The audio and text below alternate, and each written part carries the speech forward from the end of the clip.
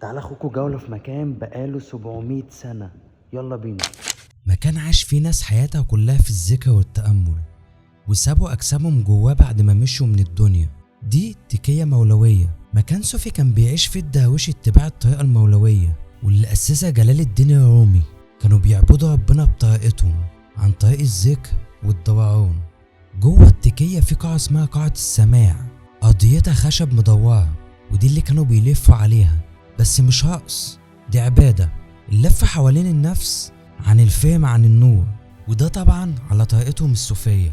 في بدلة مولوية لسه موجودة جوه، عبارة عن جلابية بيضة واسعة وسكة طويلة فوق الراس.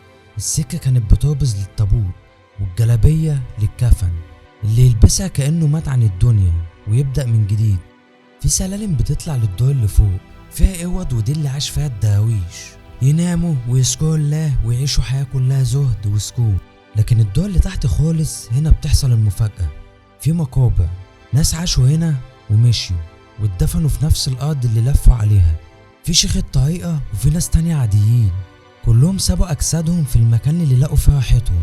التكية بسيطة جدا، حيطان قديمة، شبابيك خشب، إضاءة هادية وريحة تقيلة، ريحة زمن تاني، وزن أرواح لسه عايشة هنا.